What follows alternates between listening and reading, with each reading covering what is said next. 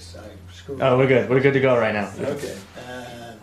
This rejection that Jim alluded to is not new, because when we did this first, there was a big buzz, and several people in this country come up with studies and variants, and as he said, it's principally the Japanese and the Germans who seriously studied it and acted Moved accordingly. ahead with programs, right? But our Department of Transportation said that with the new interstate highways and with the jet airplanes starting to evolve in, that we didn't need this. That was their dictum. So we have had a consistent record of rejections from this, and maybe I'm more cynical than Jim, but a lot of it has to do with these organizations are manned by volunteers or recruits or plants from various industries, and they just don't like, if you're not a big corporation who's part of the game, they just wanted to do this. Right. You know, we've always said that. They're putting a lot of money into the conventional trains, right? Well, they talk about it. They Right. haven't put a lot, but they're putting some. Right.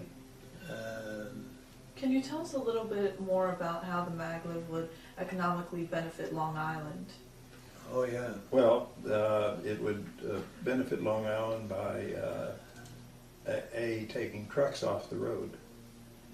An interesting statistic that sort of startles people is the DOT did a study, and an 18-wheeler truck does as much damage to the highway as 9,600 cars. The trucks are the ones who grind them down Right. because of the weight. And So if you take trucks off the road, your highway maintenance and repair costs are going to be a lot lower. Right. that's right. That's when we have 20,000 trucks a day on the LIE. Wow. And if you use maglev and then you want a local delivery by trucks and cars, you could make sense out of the battery mess. The Because second, that doesn't make sense the, unless the, the very second, short distances. second is that you People can cut costs for LIRR service That's and right. increase its comfort and utility by installing panels on the railroad ties. It'll cost about $5 million per two-way mile to install these panels. I don't know if you know the finances of the LIRR, but they're interesting. The average fare is about 30 cents a passenger mile, when you travel throughout the LIRR system. The actual fare is about, about 60 cents, about 90 cents a passenger mile. 60 cents of that comes from government subsidies.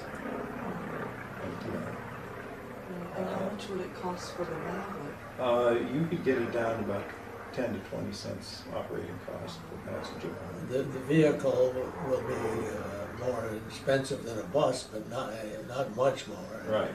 And a hell of a lot cheaper than an airplane. And instead of having long trains, which are sometimes full, but a lot of times are almost empty, and you have to wait a long time between trains, the maglev vehicles can travel as individual vehicles, or they can be hooked together depending on traffic.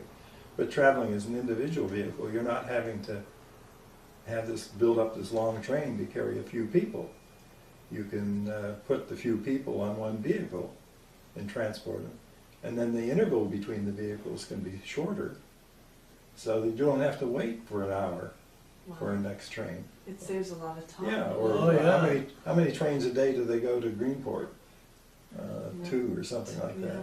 Yeah. You could have 8 maglev vehicles for less cost, servicing, or 8 maglev vehicles You per only day need one or servicing two Greenport. cars.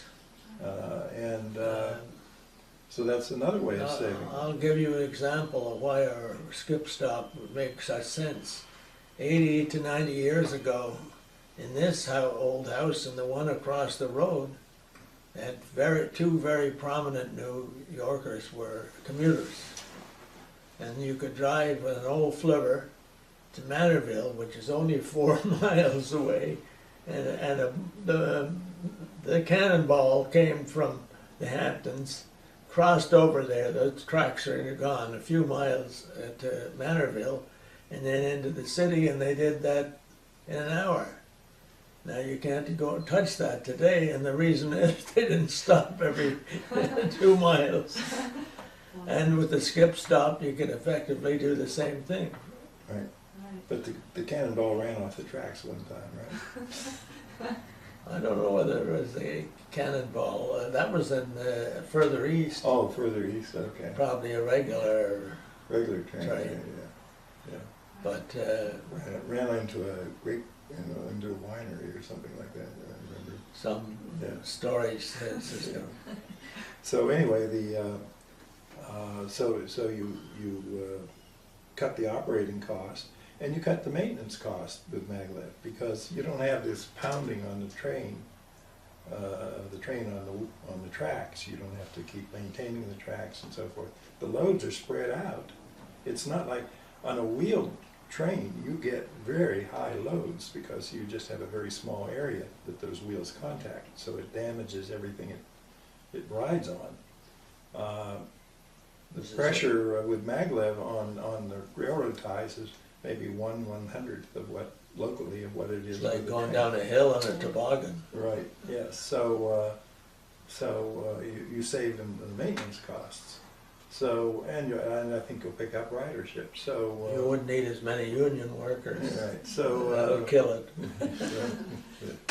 anyway, we disagree on that. But anyway, You want to pay them for nothing, I don't want to pay them for nothing, that's the difference.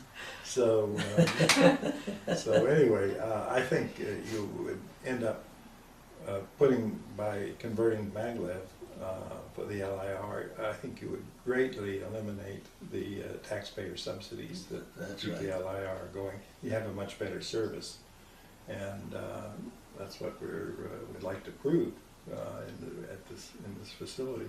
And would the LIRR be willing to work with you on this Oh, I think they're willing to work Yeah, with yeah, us. we They just met don't. with them. They just don't have funds. They to don't do have the it. money, Right. but, so it's Jim had outlined this, but I mean specifically what we'd like to do right away at Calverton, and right away has gone on for 2 or 3 years now or more, is we would like to build at least a skeleton vehicle and levitate a loaded tractor trailer and let people see that. Right. Because, some people, Moynihan was the kind who could study a problem and come to the ask questions and come to the conclusion whether he believed it or not. But there's a lot of people who don't want to get into things that far, and they have a show-me attitude, and that's okay. But we do that, and then we could take off from there. Right. And once it went somewhere where it got a lot of publicity, the politicians will run to the head of the parade. And as Jim said, and private investors then, with the government blessing, Right. private investors Yeah, will happily we've get been it. told, we've approached private investment groups, and we've been told until the government until two things. One, that they see it's working, and the government's gonna have to do that to do it, because the investors won't put it in to demonstrate it. But more important even, until they know that the government is behind it, in the sense of they'll be able to certify it for use. Private investment will say, if we put this money in and demonstrate it, for example, and the government says, no, we're not going to certify it, they've lost their money. Right. So they have to know that the government It's has behind blessed it. it, as Gordon says. In fact, we had that experience with the UPS amongst others. Mm. So- Right, yeah, so well, we're that's not going- that's past history, but anyway, so that's the nub of it, that we have to have the government involved in the sense that it says, we've tested this, we've certified it, it works, safe and so forth. And how much would it cost to build this test facility? At Calverton, we're talking the first phase is about $60 million. Okay. Then, once you start going to the high-speed elevated guideway, like at Stewart, for the Stewart route, for example, and doing long-term testing, you increase it. Overall total cost would be, for 5 years, would be something like $500 million. And as I said to people, that's a $2 slice of pizza for everybody in the United States. So if they are willing to spend a $2 pizza for the next one slice of $2 slice pizza for the next forego that for the next 5 years, they could have maglev, they have a national network. But, so it's not a big money problem, it's just the will problem. Yeah. I mean, the administration has talked about just the initial funding of, I think, $8 billion or something like that for high-speed rail, and if they went ahead with actual construction, it'd be a lot more than that.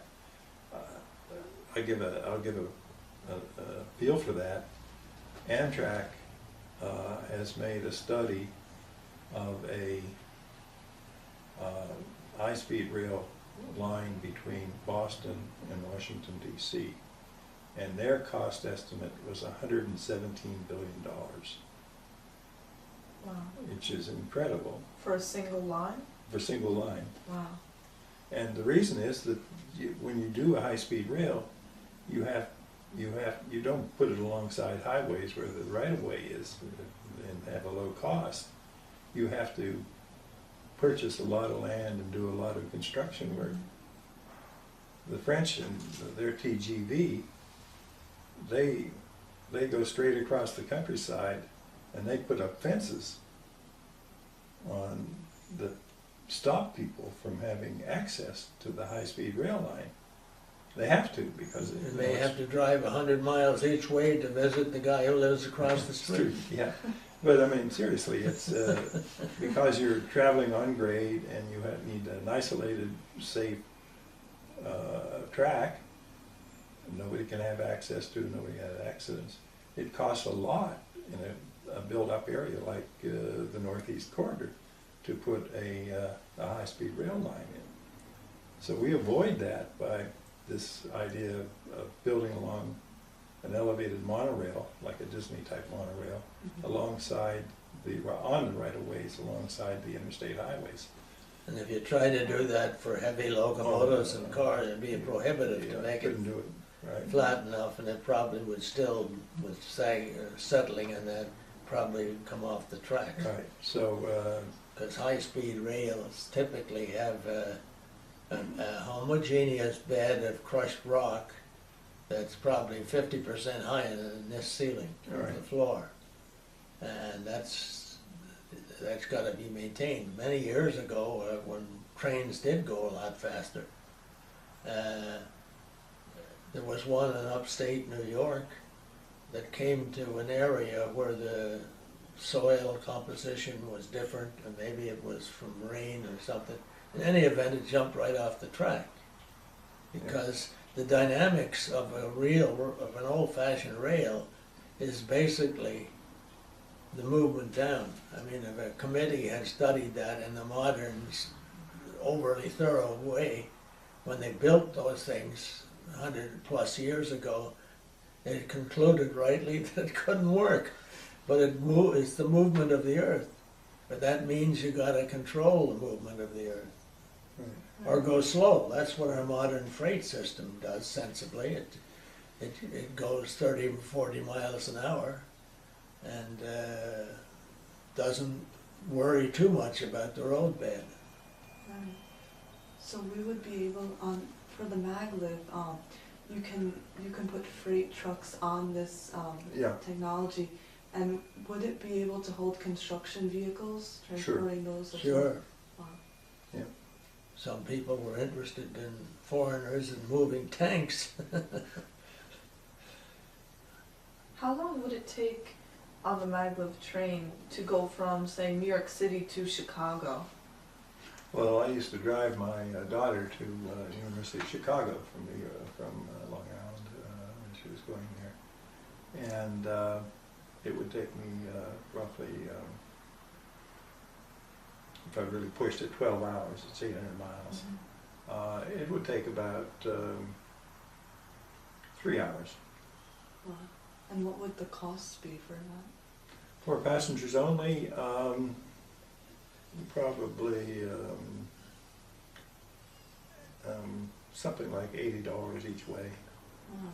No, and it's much cheaper, because it's. Much cheaper than a plane ticket. Yeah. Oh, yeah. Yes. And the LIRR, yesterday, we took the train to the city. It was about $17.50 for a round trip to Penn Station from Hicksville.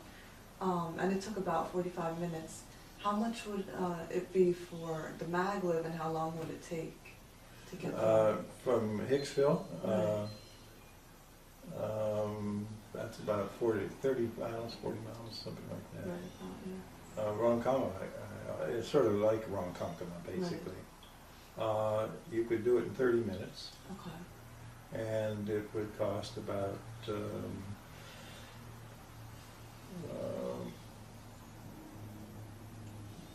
now I have to put the guy's profit in, but it'd be about $5 each way. Wow. Yeah. No, it's much more efficient, because And don't forget, you paid $17.50. Right. The taxpayer paid another $35. Mm-hmm. Wow. Yeah. Yeah, and it usually takes like an hour and a half from I Ronkonkoma know to the that city well. on a regular train.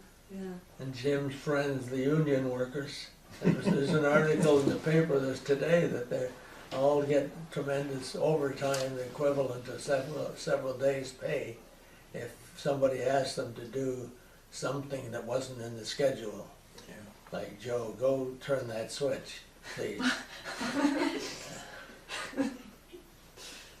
That's not their fault. We have different views of unions, that's for sure. Anyway. I was going to take another pause right now.